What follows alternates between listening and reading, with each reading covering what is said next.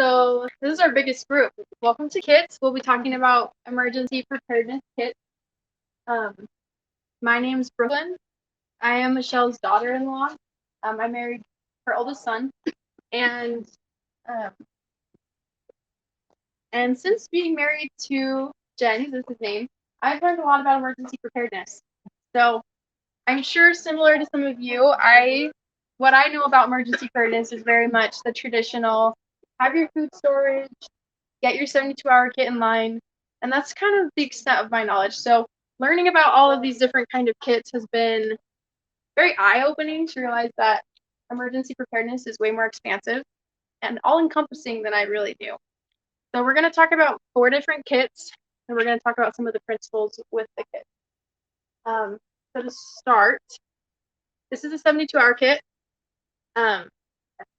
It is the biggest kit that is in this thing, and in her book, Be Prepared, Not Scared, she will have lists of everything you can put in a kit.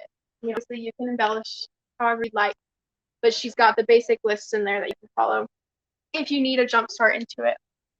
And so a 72-hour kit, a couple things to remember with this is to go through it regularly. In her book, she tells the story of when she started getting more into emergency preparedness.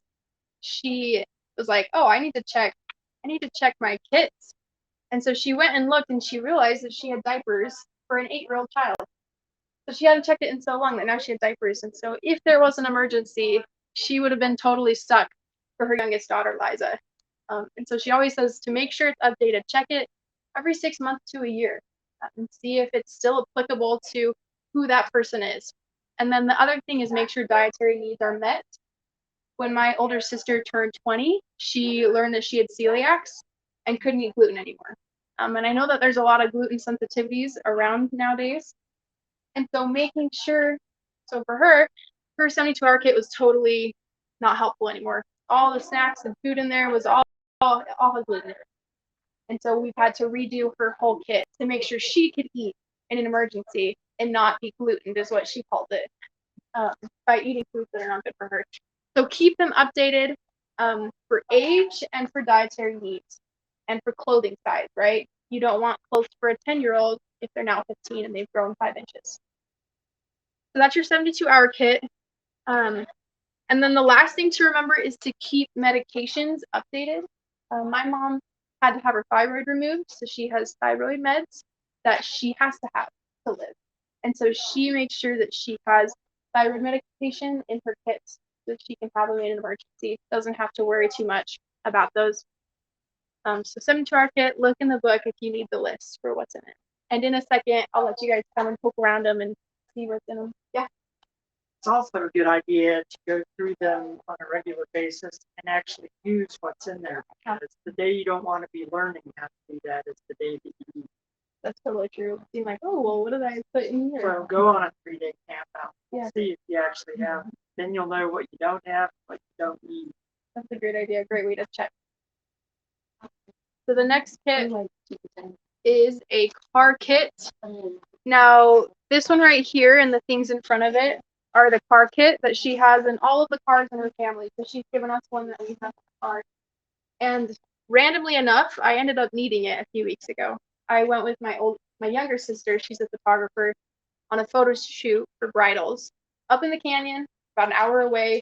The bride had driven 2 hours to get there, and so, we were doing it. And it started to pour rain. So we were a little disappointed, and we didn't know what to do because she's in her nice dress, and she's all made up, all ready. And so I remembered that I had been given this car kit, and so I poked around it. I did the wrong thing. I hadn't looked in it before. So it was kind of this discovery of, oh wow, like look what's in here. And my little sister, I remember her saying, like, a car kit, like I've never thought of that before. What if you're stuck in your car? What if you can't get home? And so a car kit, we ended up using the trash bags to kind of get the rain off of her and help her with the pictures. And so although that wasn't a big emergency, it was a regular emergency. And that's what a lot of these kits come in handy for, right? It's not always going to be an earthquake. Sometimes it's just day-to-day living. These things work. So a car kit can consist of food and water. Have you ever been stuck in traffic and you got hungry, right? Food, water, medications, socks. Also have a blanket in the car. She also has a little foil blanket, so it's just really compact, but it will keep you warm if it's wintertime. So you can come poke around. The next case kit is a get home kit. Have any of you guys heard of a get home kit? I hadn't, so I had to learn. A get home kit is a little different from a car kit. A car kit is if you're stuck in your car, whether that's because of traffic, because you ran off the road, you ran out of gas, whatever reason, you're in your car and you're stuck there until you can get help. A get home kit is if you can't use your car and you need to get home. So my husband and I, we live in Provo, and my parents live in Cedar Hills. His parents obviously live here. So our main goal, because we have very sad food storage in our apartment, we would be very sad if we were stuck there for a long time. Our goal would be to get here or to my parents' house. And so this get home kit has things like, let me read from the list because I'm not super familiar with what's in it. It's got $50 to $100 in cash, your backpack, razor blades, a flashlight, screwdrivers, Sharpie markers, safety pins, a bandana, a water filter, and a lot more. But it's the things you could do so you could trek home from wherever you are, right? We shouldn't have to only rely on our cars to get places. We can also walk, right? So that would be a long walk, but we could do it just fine. Yeah. You could get home kit in your car as well. Yeah, you can keep it in your car or in your home. Honestly, you could even do both, right? So if you're stuck in your car in traffic, you can pull over and just start walking home. Or if you're at your apartment and you know the roads are stopped or you know you don't have gas, you could also just kind of just depends, I think, how personal. And her book might go more into that one. So that is a get home. I know she has like a cool tent in there, so if you're overnighting it, right? There's a lot of things to think about that sometimes, for me at least, it's hard to think about them until you're in the situation. So it's nice to have lists to guide. And then the last kit that she has is this cute little everyday carry kit that she keeps in her purse. So you can come look at it and poke through it. But it's the idea that emergencies don't always happen when we're near our car, when we're near our house, right? When we're just out and about. Small emergencies, big emergencies. And so this one, let me get the list out, has things like $20 in cash, right? Low bills, so if you need it, you can get around, right? Credit cards won't work. $2 in quarters, Band-Aids, water purification tablets, mini fire starter. You can even come see she has her little mini emergency fire starter kit. Safety pins, screwdrivers.